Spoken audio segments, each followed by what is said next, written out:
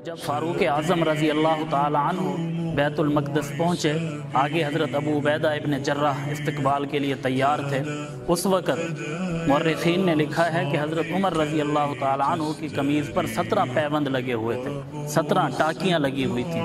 अंदाज़ा फरमाएं कि 22 लाख मुरब्बा मील का हुक्मरान कैसर व किसरा फ़तह हो चुके हैं, सुपर पावर और उनके माल गनीमत बैतुल माल में आ चुके हैं, लेकिन खलीफा वक़्त की ये हालत है। तो हज़रत अबू उबैदा इब्न जर्राह रज़ी अल्लाह ताला अन्हु ने अर्ज़ किया कि या अमीर अल-मोमिनीन, आप उनसे मुलाकात के लिए जा रहे हैं और हमने यहाँ के ईसाइयों को देखा है कि बड़े नफीस लोग हैं, उम्दा लिबास इस्तेमाल करते हैं, बेहतरीन खुशबू इस्तेमाल करते हैं। मेरा मशवरा यह है कि आप कोई अच्छा सा लिबास ज़ेब तन करके जाएँ और उनसे मुलाकात फ़रमाएँ। तो उस वक़्त फ़ारूक आज़म रज़ी अल्लाह ताला अन्हु ने एक तारीख़ साज़ जवाब इरशाद फरमाया नहनु कौमुन अअज़्ज़नल्लाहु बिल इस्लाम व मन यब्तग़िल इज़्ज़त फ़ी ग़ैरिही अज़ल्लहुल्लाह। हम वो लोग हैं कि अल्लाह ने हमें इस्लाम की वजह से इज़्ज़त दी है। अगर हम इस्लाम से मुंह मोड़ के, इस्लाम से हट के किसी और चीज़ के अंदर इज़्ज़त तलाश करना शुरू कर दी, अज़ल्लहुल्लाह, तो अल्लाह ताला हमें ज़लील करके रख देगा। आजकल हम अपनी सूरत हाल देख लें, अपने हुक्मरानों को भी देख लें